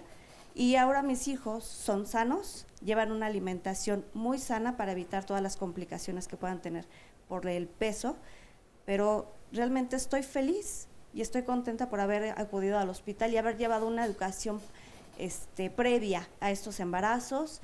Y al segundo embarazo pues ya conocía cómo era el sistema de Simigen, cómo era la educación para llevar mi embarazo. Empecé con el ácido fólico, planeé el segundo embarazo, entonces empecé con mis consultas mes con mes, a hacer ejercicio, y a pesar de todo esto subí 22 kilos, pero mis niños son felices y son sanos. Bueno, lo importante aquí es que tú le transmitas a tus hijos esto de ser sano. Y vamos a platicar ahora sí con Lucy. Te han mencionado por todos lados, Lucy. ¿Cómo estás?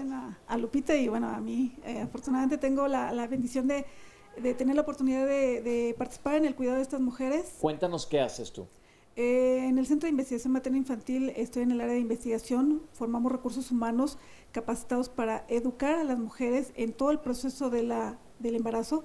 Esta parte que decíamos con los especialistas, es tan abrumador a veces pensar todos los cuidados que requiere la mujer, que necesitamos desmenuzárselos paso a paso, darles recomendaciones, darles ideas de cómo cuidarse. En México el 70% de las mujeres requieren cuidados básicos, ultrasonido, laboratorios, nutrición, y un 30% de mujeres sí tendrán complicaciones que requerirán un servicio más especializado. Entonces la población que requiere educación para la salud lo puede recibir de las enfermedades perinatales que formamos en el Centro de Investigación. ¿Qué tanta aceptación hay por parte de las pacientes que ven ahí y cuántas de ellas van con sus esposos? En la comunidad que trabajamos hay una aceptación alta y el 80% de las mujeres que asisten al centro asisten acompañadas de la pareja, y lo vemos porque en la consulta de crecimiento y desarrollo estadísticamente observamos cómo el papá va con su traje, su portafolio y con su bebé en estas herramientas que tenemos acá, ¿verdad? Estas dispositivos para cargar al bebé tan cómodos que permiten ese acercamiento del papá con el bebé y esa vinculación afectiva que requieren todos los bebés. Entonces vemos que el papá, al participar en todo el proceso educativo, en el nacimiento, se vincula con el bebé y participa en este cuidado. Lo cual es clave. Muchísimas gracias, Lucía, y felicidades a todos las del gremio que están educando a la gente. Y se nos está acabando el tiempo. Yo invito a nuestros panelistas a que nos den una conclusión cada uno de ustedes. ¿Qué recomiendan a la gente que nos está viendo allá afuera? Pues yo creo que definitivamente el acudir siempre con un especialista una vez que se tiene un diagnóstico de embarazo. El estado de salud es algo muy complejo. Siempre hay que estar en una dinámica constante en donde uno no debe de desprotegerse y de no cuidarse. Muchas veces uno asume la responsabilidad por su salud ya cuando uno tiene una situación o grave o están embarazadas o hay alguna complicación al respecto. Pero la verdad de las cosas es que tiene que ser una constante y en esta constante pues entra el embarazo. Si una mujer está sana desde, como bien decía la doctora, desde su infancia hasta que llega a la edad reproductiva buena, pues definitivamente puede tener un embarazo sano. Perfecto. Edna, ¿usted nos quiere decir algo para el bebé? ¿Para el bebé? ¿Quién va? Sí, yo quiero invitar a las mujeres a prepararnos para la mejor experiencia de nuestra vida, que es ser madres. Si tenemos bajo peso, solamente podemos ganar entre 8 y 10 kilogramos durante nuestro embarazo, con un peso normal entre 6 a 8 y con sobrepeso u obesidad solamente de 4 a 6 kilogramos. Creo que es una receta muy importante para evitar todas las complicaciones a largo plazo. Ok. Quiero decirles que hoy por hoy la primera causa de muerte infantil es la prematurez. Esto cambió hace 5 años. Entonces, para poder evitar prematurez o cualquier otro problema durante el embarazo, tienen que rodearse de un equipo multidisciplinario perinatal que incluya a su ginecobstetra, un buen materno fetal, por supuesto un neonatólogo y el resto de subespecialistas que ameriten en cada caso. Doctor Cruz, unos segundos nos quedan. La mejor medicina es la preventiva y es muy importante que confíen en su médico, que seguramente los llevará por buen camino. Bueno, pues ahí lo tienen, se nos acabó el programa. Muchísimas gracias a todo nuestro panelista y ustedes planeen el embarazo. Es mucho más fácil, pueden tomar las riendas desde antes de que llegue ese momento. Oscar, muchísimas gracias. Muchas gracias, muy buen día. Nos vemos la próxima semana. Esto es Diálogos en Confianza. Gracias por acompañarnos. La próxima semana hablaremos del hígado y espero que tengan una semana sensacional. Hasta la próxima y gracias a todos ustedes.